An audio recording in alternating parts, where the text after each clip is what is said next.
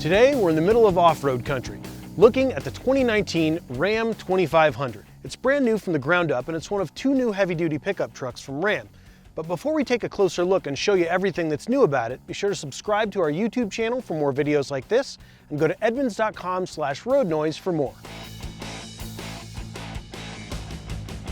What we're driving today is the 2500 in the limited trim level. That's the highest trim level you can get on the Ram. It's got all the options you can think of, including the optional Cummins turbodiesel.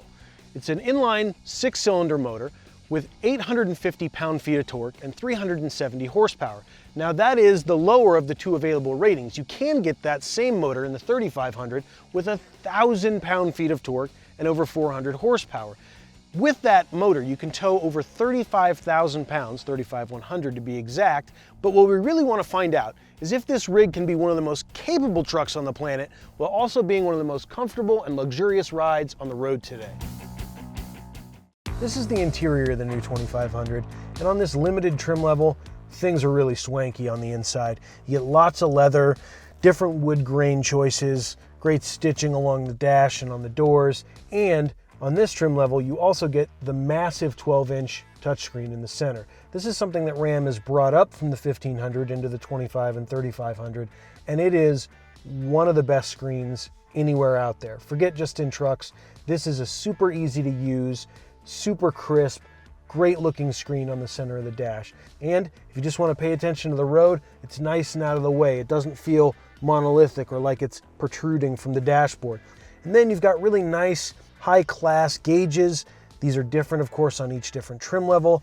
A good steering wheel, really comfortable seats. The truck might be a little bouncy, just like any heavy-duty truck, but this is great for a road trip. It's going to keep you comfortable. Another big party piece of this Ram's interior is the massive center console. This is another thing that's kind of a carryover from the 1500. It's got a ton of space. You can fit a 15-inch laptop.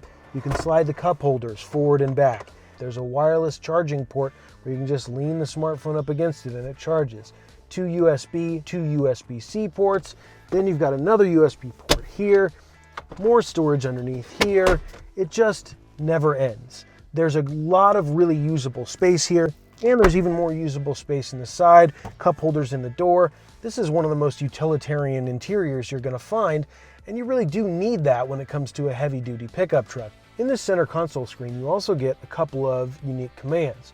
This truck, for example, has a bed lowering system where you can lower the bed so you can have easier access to load on a trailer, whether that's on a fifth wheel or on a conventional hitch. And you've got a 360-degree surround camera system on this. It's like a bird's eye view that pops up here on the screen. You've also got optional forward views for off-roading or if you're in tight spaces. I mean, really, this is a tech-filled center console that you can get all sorts of different features on in this giant pickup truck, which is a great thing to have. Down here, kind of out of the way, is the four-wheel drive controls, real simple, 2, 4, and 4 low, and those can be changed depending on what truck you're in. If you get the big power wagon, those will be a little bit different. This is a satisfying interior. It feels sturdy, but it also feels really high class. So with the Ram 2500, there are 3 cab options. There's the standard cab, there's the crew cab, and then there's this, the mega cab. And mega is a great word to describe it. It's huge back here. I set the front seat a couple inches back of where I would normally sit, and I have more room than I could ever want back here. Plus, these rear seats recline an extra 15 degrees behind their upright position. When you put them up right here, there's still plenty of foot room, knee room, leg room, and the benefit here is you've got a 60-40 split folding rear seat. So if you reach over here, fold this seat down, you've got a nice flat surface, so you can fit large cargo back here while you and your passenger are up front. The center console here is also really useful. You've got 2 additional USB ports along with USB-C ports. The outboard seats on this limited trim level are heated, and you've got a 115-volt, 400-watt 3-prong outlet. This is great for the inside of a truck. You can use your laptop, charge your tools, and it's a really nice space even though you can still fit a third person in the center seat here. A base level Tradesman heavy duty is around $35,000 to start off with, while a limited trim level can get way into the high 60s, almost $70,000. We're driving the 2500 with the 6.7 liter Cummins turbodiesel, which is a huge motor with a lot of power. Right now I'm going a little over 70 and it's cruising quietly. You can hear a little bit of hum, but there's none of that clanky diesel noise that's associated with trucks like these. Ram did a lot of work to make sure this was a quieter truck than the previous model. They've done active noise cancellation. They've changed mounts on the chassis, made the engine lighter as well, and they've changed the way that sound comes into the cabin. So they say that it's down as much as 10 decibels on the interior of this car, which is a 50% reduction in noise. Now, I don't know if that's the case. We got to get it in-house to test that, but any lack of noise in the interior of a big truck like this is an improvement. And this one is certainly quiet on the highway. So with the 6.7 turbo diesel, you get the same 6-speed automatic as you got in previous models, but everything's been upgraded. It's upgraded hardware and software. The transmission is able to communicate with the truck better and shift quicker when you need it to. There's also a new available 8-speed on the base 6.4-liter engine, which replaces the 5.7-liter that was in the 2500 before. Can't get the 5.7 anymore. It's just the 6.4 V8 or this 6.7 straight 6 from Cummins. While 2500 and 3500 series pickup trucks, the heavy duties, don't get rated officially by the EPA for fuel economy, Ram has said they've made this a more efficient truck, and in a number of ways.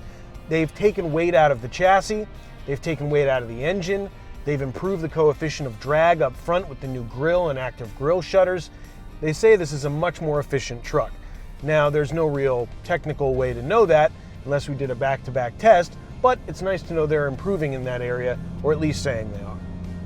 One of the really impressive things about this truck is we're using adaptive cruise control for most of this stop-and-go traffic stuff in Southern California, which is really impressive for a truck. Just a few years ago, this kind of technology, blind spot monitoring, adaptive cruise control, it was all relegated to things like luxury vehicles. You'd only find it on Mercedes, BMW, and Audi. But the fact that we're driving along in something as utilitarian as a Ram 2500 using adaptive cruise control to crawl along on the 405, it's really impressive. So the Ram has been thoroughly updated.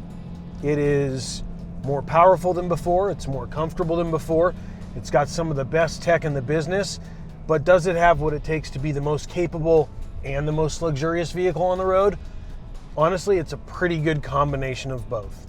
One of the most capable, one of the most luxurious, one of the most well-rounded pickup trucks ever built, especially when it comes to the heavy-duty segment. For more information on this truck and its competitors, be sure to go to edmunds.com/roadnoise and check out all our full reviews.